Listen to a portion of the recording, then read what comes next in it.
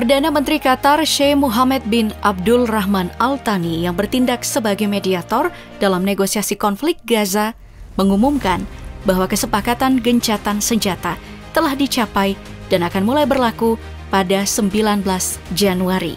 Pengumuman ini disampaikan pada hari Rabu 15 Januari dengan Qatar memastikan bahwa kedua belah pihak telah menyetujui poin-poin kesepakatan, termasuk rencana pertukaran sandera sebagai bagian dari perjanjian tersebut.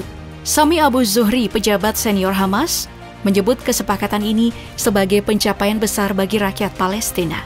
Ia menegaskan bahwa gencatan senjata ini merupakan bukti keteguhan warga Gaza dalam menghadapi situasi sulit serta keberanian para pejuang yang terus berjuang di lapangan.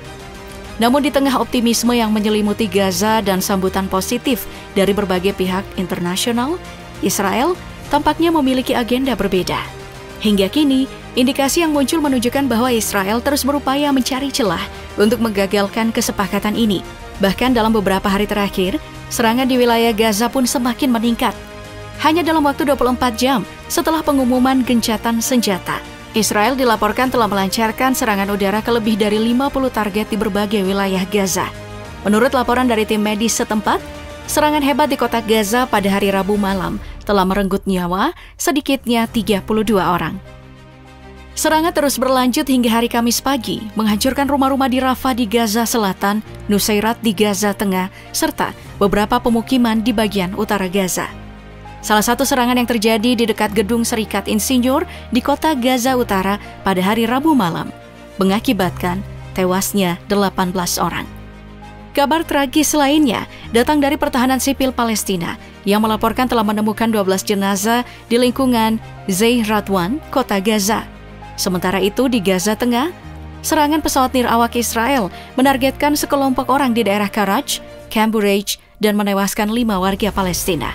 Jumlah korban terus bertambah sejak hari Rabu pagi, bertepatan dengan saat warga Palestina yang baru saja merayakan pengumuman gencatan senjata harus kembali berlindung di tenda-tenda pengungsian untuk menghindari serangan mendadak yang kembali menghantui wilayah mereka.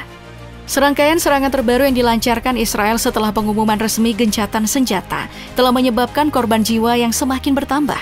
Hamas mengonfirmasi bahwa lebih dari 80 orang telah tewas akibat serangan mendadak yang dilakukan Israel dalam beberapa hari terakhir.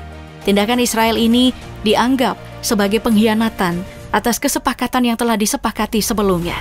Brigade Ezzedine Al-Qassam, sayap militer Hamas, turut memberikan peringatan keras bahwa serangan berkelanjutan ini tidak hanya mengancam warga sipil, tetapi juga membahayakan nyawa para sandera yang masih berada dalam pengawasan mereka. Namun, di tengah tekanan internasional dan harapan atas gencatan senjata, pernyataan yang mengejutkan justru datang dari kantor Perdana Menteri Israel, Benjamin Netanyahu. Dalam sebuah pernyataan resmi, pihaknya menuduh bahwa Hamas telah melanggar sebagian dari kesepakatan yang telah disetujui bersama para mediator dengan tujuan untuk mendapatkan lebih banyak keuntungan di saat-saat terakhir. Sebagai respon terhadap situasi ini, Menteri Keamanan Nasional Israel Itamar Ben-Gvir mengeluarkan ancaman bahwa dirinya akan mengundurkan diri dari pemerintahan jika Netanyahu tetap bersikeras untuk meratifikasi kesepakatan gencatan senjata di Gaza. Menurut laporan media lokal, Kabinet Israel dikabarkan akan memberikan suara untuk meratifikasi perjanjian ini pada hari Jumat. Namun hingga kini, belum ada kepastian resmi dari kantor Netanyahu mengenai hal tersebut. Pernyataan yang dikeluarkan oleh Netanyahu tidak disertai dengan bukti atau detail yang jelas, sehingga menimbulkan banyak spekulasi. Berbagai pihak mempertanyakan motif di balik tuduhan yang diajukan terhadap Hamas. Mengingat Israel sendiri yang sejak awal, isu bahwa Netanyahu sengaja menunda implementasi gencatan senjata semakin mencuat, memperkuat dugaan bahwa Israel tengah berusaha memperpanjang konflik dengan berbagai alasan. Hal ini diperparah oleh fakta bahwa proses negosiasi sebelumnya sudah berlangsung dengan penuh dinamika akibat sikap Israel yang dianggap tidak konsisten dan kerap mengajukan perubahan di menit-menit terakhir. Menanggapi tuduhan yang dilontarkan oleh Perdana Menteri Israel Benjamin Netanyahu yang menyatakan bahwa Hamas telah melanggar sebagian kesepakatan dalam gencatan senjata, seorang pejabat senior Hamas, Izzat Al-Rizik, akhirnya angkat bicara.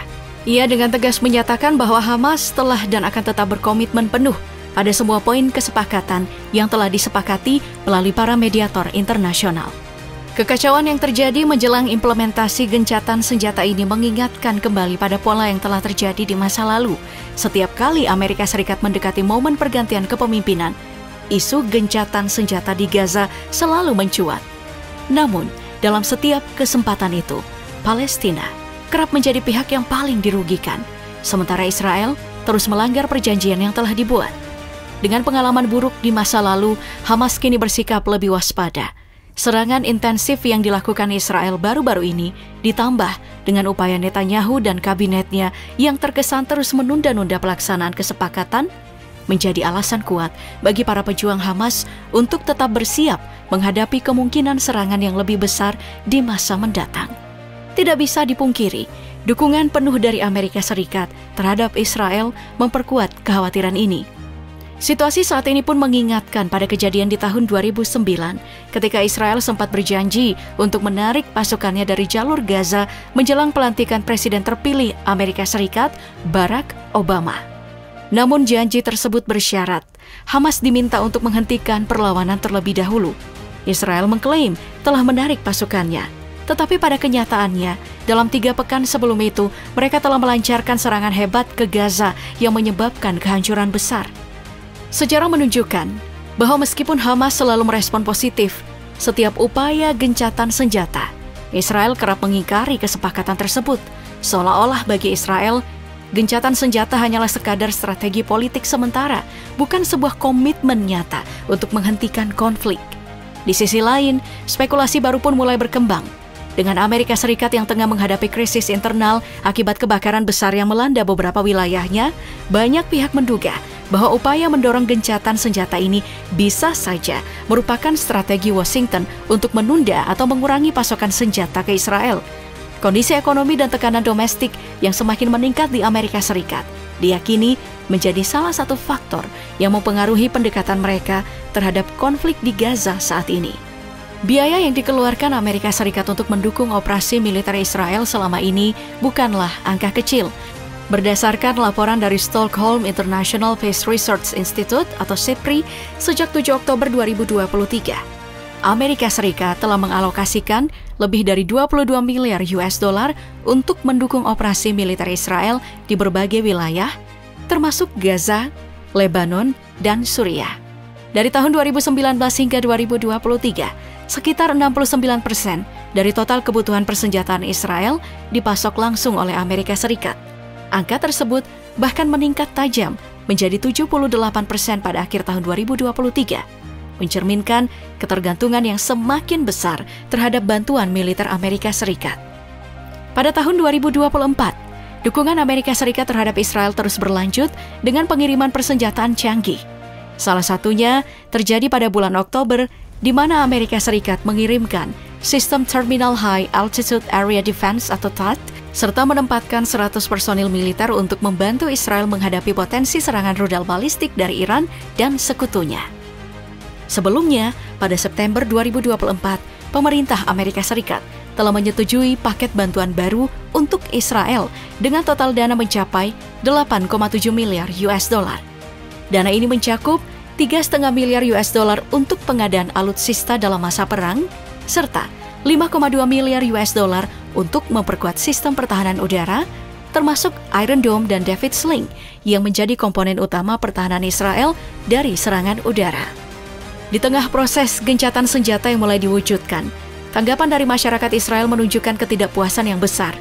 Bagi sebagian warga Israel, gencatan senjata dengan Palestina dianggap sebagai simbol kelemahan dan kekalahan. Hal ini pun memicu aksi protes di berbagai penjuru negeri. Ribuan warga Israel turun ke jalan, menggelar pawai dari kawasan dekat parlemen Israel hingga jembatan Quds, salah satu landmark terkenal di kota tersebut. Mereka membawa bendera Israel dan meneriakkan slogan-slogan yang menentang segala bentuk bantuan kemanusiaan ke Gaza, pertukaran tahanan, maupun kesediaan untuk menyerahkan wilayah yang telah mereka duduki dalam konflik sebelumnya. Sebaliknya, suasana di Palestina justru berbanding terbalik. Pada hari Rabu malam, ribuan warga Gaza dan beberapa warga Palestina di Israel merayakan kesepakatan gencatan senjata. Mereka menganggap ini sebagai titik terang dari konflik yang telah berlangsung selama 15 bulan terakhir, dengan harapan bahwa kedamaian akhirnya bisa terwujud. Euforia perayaan ini juga meluas ke berbagai negara Arab lainnya. Di kota-kota seperti Yordania, Suriah, Maroko, Ramallah, Hebron, dan Nablus, warga turut merayakan dengan beragam cara. Parade kendaraan yang dihiasi dengan bendera Palestina melintas di jalan-jalan, sementara lagu-lagu perjuangan berkumandang sebagai bentuk solidaritas terhadap Gaza. Di Yordania, suasana semakin semarak dengan aksi unjuk rasa yang penuh semangat, menegaskan dukungan kuat bagi Palestina dalam menghadapi tekanan Israel.